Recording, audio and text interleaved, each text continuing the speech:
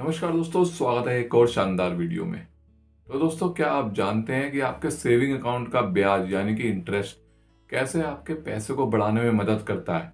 और दोस्तों, ये आपका जो सेविंग अकाउंट का इंटरेस्ट होता है वो हर रोज के हिसाब से गिना जाता है, यानी कि डेली काउंट होता है। तो दोस्तों, आज के वीडियो में मैं आपको बताऊंगा कि आपके सेविंग अकाउंट का ब्याज कैसे काम करता है। और दोस्तों, सिंपल इंटरेस्ट और कंपाउंड इंटरेस्ट यानी कि सरल ब्याज और चक्रवृद्धि ब्याज में अंतर बताऊंगा। और दोस्तों, कुछ टिप्स दूंगा जिससे कि आप अपने सेविंग अकाउंट के ब्याज को बढ़ा सकते हैं। तो दोस्तों, वीडियो को पूरा देखना, क्योंकि ये वीडियो आपके पैसे को कैसे बचाना है और उसे कैसे बढ़ाना है, इसके लिए पूरी जानकारी आपको इस वीडियो में मिलेगी। तो चलिए सबसे पहले जान लेते हैं कि बैंक आपके ब्याज को कैसे गिनता है, यानी कि कैसे उसका हिसाब किताब लगाता है। तो दोस्तों, ब्याज गिनने का सबसे सिंपल फार्मूला है, उसमें आप स्क्रीन पे देख सकते हैं। ब्याज बराबर ब्रैकेट में आपका जो मिनिमम अकाउंट बैलेंस है गुणा आपका जो ब्याज का रेट है यानी कि इंटरेस्ट रेट है गुणा 100।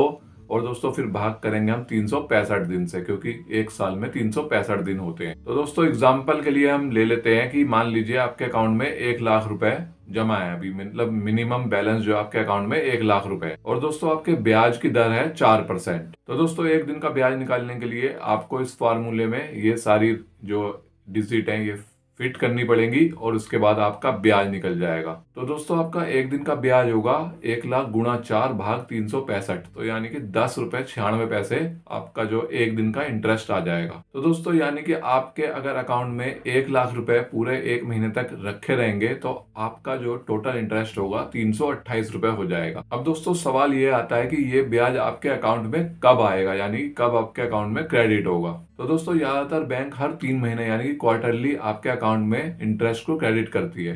तो मान लीजिए आपने लगभग 1,000 रुपए ब्याज कमाया अगर पूरे साल में, तो दोस्तों वो आपको 4 किस्तों में मिलेगा क्वार्टरली, यानी कि हर 3-3 महीने में आपको ये इंटरेस्ट आपके अकाउंट में क्रेडिट हो जाएगा। और दोस्तों, एक साल के अंत में ये ब्याज आपके अकाउंट में जुड़ जाएगा। तो दोस्तों, अब बात कर लेते हैं सरल ब्याज और चक्रवृद्धि ब्याज, यानी कि सिंपल इंटरेस्ट और कंपाउंड इंटरेस्ट। दोस्तों, सिंपल इंटरेस्ट में क्या होता है कि आपका जो भी मूल जो राशि होती है यानी कि प्रिंसिपल अमाउंट होता है उस पे ब्याज लगाया जाता है। और दोस्तों, चक्रवृद्धि ब्याज में आपके ब्याज जो आपको ब्याज मिलता है उस पे भी ब्याज लगाया जाता है। तो दोस्तों, मान लीजिए आपके 10,000 रुपए आपका इंटरेस्ट हुआ और उस पे 4% का आपको ब्याज मिलेगा। तो दोस्तों, ये तो हो गया सिंपल इंटरेस्ट। अब दोस्तों, चक्रवृद्धि ब्याज में क्या होगा कि आपके जो 10,000 पे 4% का ब्याज लगा है दोस्तों, उस पे भी ब्याज लगेगा। तो दोस्तों, ये हो जाएगा 408 रुपए। तो दोस्तों, इस तरीके से चक्रवृद्धि ब्याज में आपको ज्यादा इंटरेस्ट मिलेगा और सिंपल इंटरेस्ट में आपको कम ब्याज मिलेगा। तो अब दोस्तों, जान लेते हैं डेली बैलेंस मेथड, यानी कि जो भी आपके डेली बैलेंस होगा उस पे जो इंटरेस्ट होगा वो कैसे काउंट होता है। इसका मतलब है कि बैंक आपके हर दिन के बैलेंस पे ब्याज लगाते हैं, यानी कि आपके अकाउंट में जो भी बैलेंस हर दिन शेष रहेगा उसके हिसाब से आपके ब्याज की गणना होगी। यानी कि मान लीजिए आपका आज का बैलेंस 10,000 रुपए है तो उस पे ब्याज लगाया जाएगा। इसके लिए दोस्तों, आपको अपने बैलेंस को मेंटेन रखना होगा जिससे कि आपको अच्छा इंटरेस्ट मिल सके। अब दोस्तों, जान लेते हैं कि ब्याज दर जो है ये कैसे बदलती रहती है। तो दोस्तों, ब्याज दर इसलिए बदलती रहती है क्योंकि भारत में आरबीआई की पॉलिसी के तहत ये ब्याज दर चेंज होती रहती है।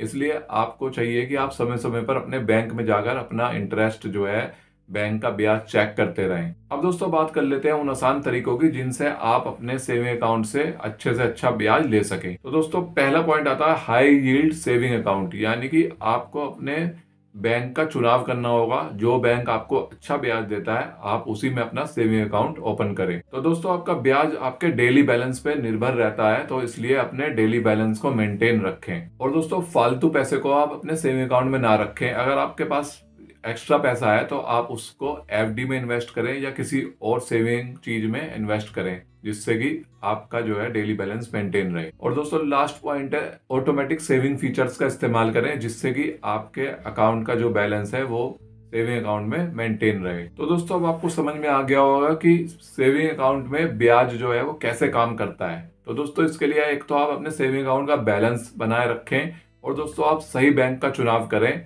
जिसमें ज्यादा इंटरेस्ट मिलता हो। तो दोस्तों, ये जानकारी अगर आपको अच्छी लगे, आपके लिए उपयोगी हो, तो दोस्तों इस वीडियो को ज्यादा से ज्यादा शेयर करें जिससे और लोग भी इस जानकारी को जान सकें।